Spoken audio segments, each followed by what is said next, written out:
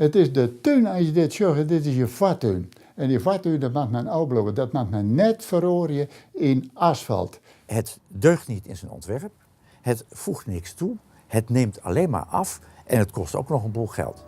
Dus, niet doen. Twee duidelijke tegenstanders van het plan van de gemeente Ljouwert voor een nieuw Europaplein. Maar wat is er dan zo mooi aan het verkeersplein dat nou voor zo volle opscore zorgt? De toekomst van het plein biedt architect Chris Vechter van Ljouwert naai aan het het. Hij leidt uit wat er dan zo bijzonder is aan deze ovale rotonde. Leeuwarden krijgt een gezicht naar buiten toe door het Europaplein. Dat is waar je van buiten de stad inkomt. En de grote bijzonderheid is natuurlijk dat die entree in de West-Oostlijn kruist hier de Noord-Zuidlijn van de stadsring. En die combinatie levert dat mooie plein op door de wijze waarop het in de tijd is vormgegeven en zoals het in de tijd natuurlijk wordt gebruikt.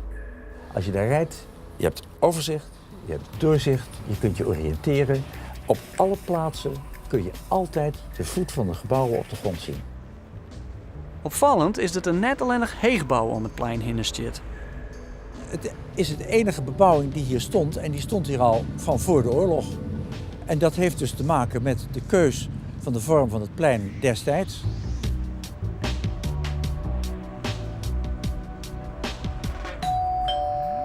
Oh, dat is gezellig. Daar ben je dus al. Ja, prachtig. Kom erin. Tje, hier heb je mijn vrouw. Die is dus nog heel mooi aan het borduren. En je wij dus. En dat is de kamer. En daar heb je prachtig uitzicht. Zoals je dus zag op dat groene veld van het Europaplein. Het centrale hart. We zijn hier heel gelukkig in dit huis. Want we hebben net alleen dit prachtige uitzicht hiervoor. Maar je hebt dus hebben wij nog een achtertuin. En dan hebben we dus hier, kun je dus hier prachtig zitten te lezen en te studeren. Het is net te grut, je kunt het al hier prachtig zelfs onderhouden. Beter kun je het eigenlijk hier net krijgen, het is een ideaal plakje. Je zegt dus ik wel, je hebt niks in last van verkeer, hè? Je merkt je niks. Het is krijgen bij een boot uit. Waarom ben je precies op dit plak wijn gaan? Ja, dat is een hele leuke, positieve vraag. En daar heb ik een goed antwoord op. Mijn vrouw wil in de stad blijven en ik wil graag naar buiten. Ja. We hebben dit gewoon in dit huis. En op dit plak, met name heel dicht. Buiten uit, wij binnen 2 minuten ben ik in de velden. En mijn vrouw zit 3 minuten op het ijstijd, bij wijze van spreken. Het Europaplein werd gebouwd in de jaren 50. De tijd van de wederopbouw na de Tweede Wereldoorlog. Het wie een tijd van vooruitgang en daar je de ek een oren bouwstijl bij. De hichte in. En dat wie naai verljouwt. Zo verroor het kele plein staat gewoon in het Europaplein, liek als wij dat nou kennen. Ik heb dus hier nog een foto van KLM Aerocarto uit 1958 en dan zie je hier het Europaplein. Merkwaardig, je ziet dat dit gebouw, dat is het Eurohotel, dat is in aanbouw. Hier hebben de Algemene Friese Flat, zij heette dat hier, maar de Helicomooi, alle jaar ontworpen door architect Heldoorn. Dit is nou de Phoenix Flat. Dit binnen huizen en het huis waar ik in woon, je ziet dus de fontein is er nog net, want die is dus in 64 gekomen. Kijk, wat zo leuk is, we staan nu in de berm tussen de rijbaan en de Ventweg. En je ziet dus ook dat de beeldhouwer Fokma rekening gehouden heeft met die ooghoogte. Je kijkt altijd over die onderbouw van de fontein heen. En straks als die weer spuit, dan kijk je tussen die gebogen stralen door. Vechter en Van der Hem binnen duidelijk tegenstanders van het plan van de gemeente Ljouwert. Maar waarom eens? Wat doogt de neffens haar net aan dat plan? Ik vind het slecht gemotiveerd en nog veel slechter uitgevoerd in ontwerp. En ik mag dus ook van harte hopen dat het ontwerp nooit te nimmer gerealiseerd zal worden. En waarom niet?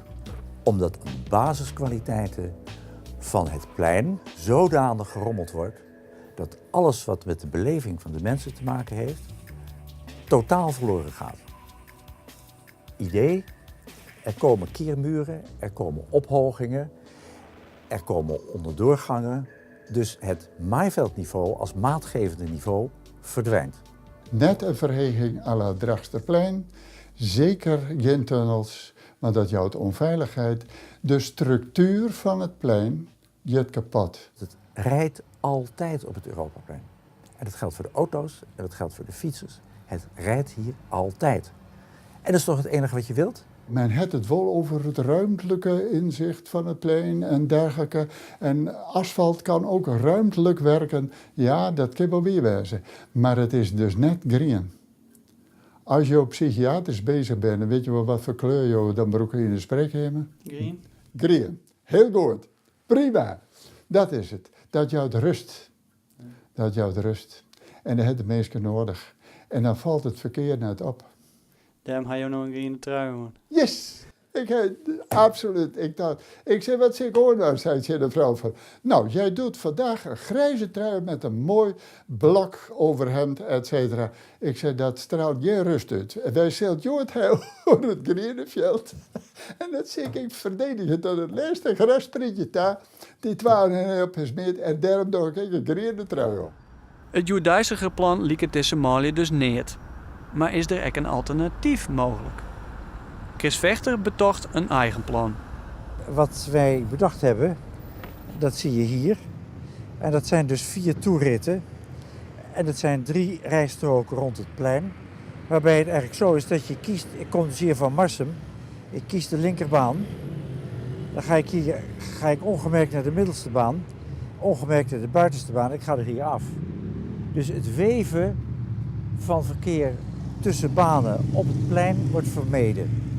En dat is natuurlijk aan de overzichtelijkheid draagt dat geweldig bij. En verder blijft eigenlijk het hele punt overeind. We halen weliswaar die Ventweg aansluitingen weg. En we leggen dus hier omheen de ring van Ventweg, annex, fietspad, annex, ontsluiting van het parkeren. Bijvoorbeeld hier bij het hotel. Maar wat hier blijft is dus de openheid, het overzicht en de hele veilige verkeersafwikkeling. Hoe het naaie-plan er uiteindelijk uitkomt te zien, het Europaplein bloot alle dagen vergees te bezichtigen.